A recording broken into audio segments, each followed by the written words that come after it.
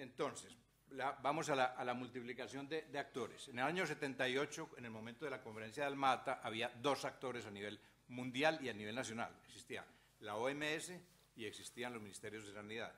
La salud estaba en manos de esos dos entes, a nivel global y a nivel nacional.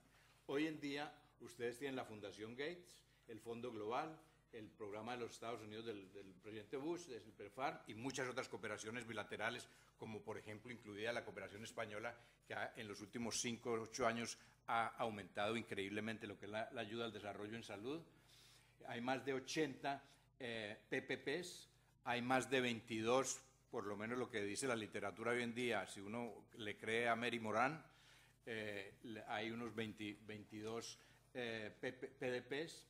Está el Banco Mundial, están los bancos regionales de desarrollo que actúan bastante en salud también, están la Organización Mundial del Comercio, la Organización Mundial de la Propiedad Intelectual y muchos otros que los puse mucho más pequeños, no por falta de espacio tanto en el slide, sino porque ahí hay unos actores que son muy relevantes, pero que están trabajando sin dinero. Los fondos están yendo a los primeros actores en letras un poco más grandes.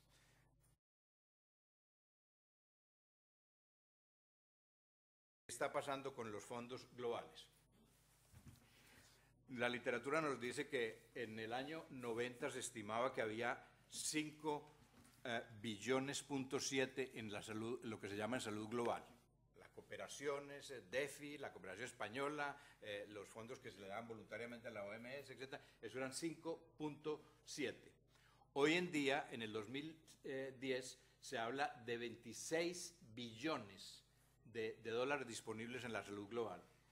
De esos 26, el presupuesto que solicitó la Asamblea Mundial de la Salud, el secretariado de la Asamblea Mundial de la Salud el año pasado, le pidió que les aprobara un presupuesto de 4.7 billones de los 26 que hay disponibles. Lo de la OMS eran 4.7 que se pedían. Al final, como fue justo después de la crisis financiera, se les hizo un recorte de 900 millones o de 800 millones y se aprobó únicamente un presupuesto de 3.9.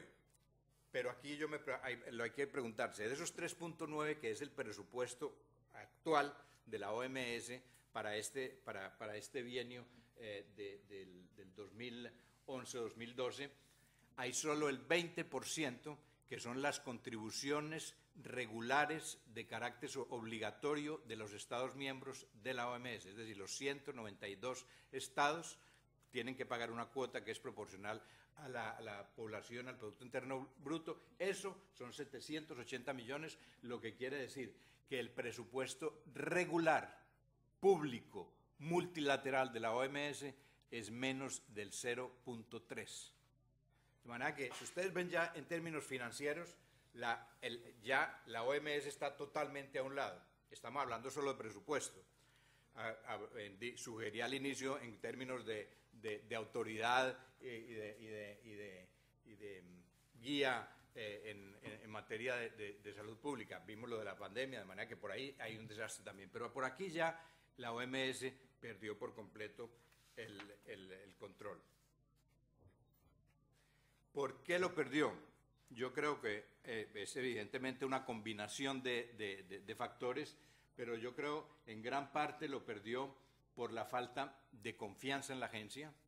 Ustedes fíjense, una persona de la talla de Brundtland, que venía a ser 3 veces primer ministro, llega a la OMS exuberante y trata de crear el Fondo Global, que ella lo trata de crear en la OMS, y al final lo crea, pero los donantes en el último momento dicen, pero esto no se lo damos a la OMS porque usted no les tenemos confianza, y crean una agencia, el Fondo Global, que existe en Ginebra.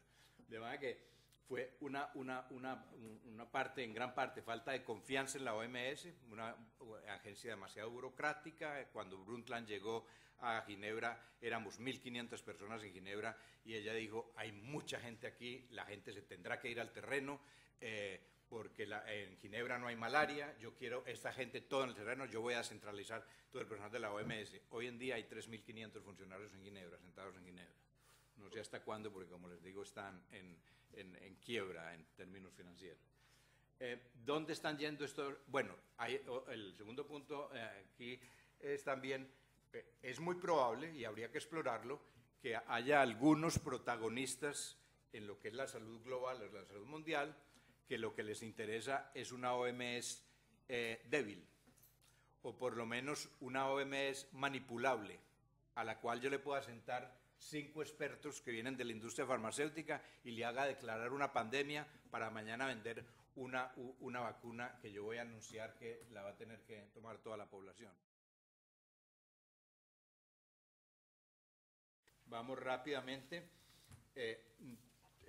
Frente a esta situación podríamos preguntarnos, ¿se están promoviendo políticas nacionales de salud o se está tratando de combatir enfermedades específicas? El SIDA, la tuberculosis y la malaria, como se habló esta mañana. ¿Quién está fijando las prioridades? ¿Quién coordina los distintos actores?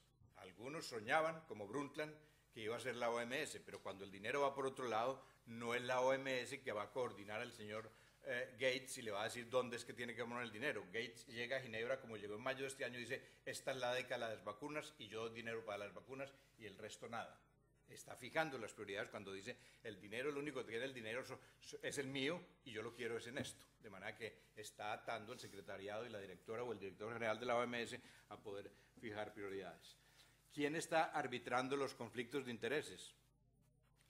Ahí se tropezó la actual directora con el manejo de la pandemia cuando se descubrieron los periodistas, no fueron los técnicos, no fue la comunidad científica, no fueron los ministerios de sanidad del mundo entero que destaparon la cosa, fueron los periodistas que dicen, pero si este señor viene de Glaxo y este señor es consejero de las mismas compañías que estaban fabricando la vacuna.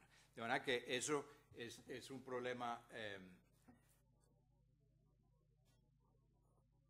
Y al final, yo digo aquí, en el último punto, estamos hablando de caridad o de un derecho, del derecho de acceso a la salud o de caridad, así sea macrocaridad, porque como vimos, si son 26.000 billones de dólares, estamos hablando de macro, pero es caridad todavía, son donaciones todas voluntarias que pueden aparecer o desaparecer mañana.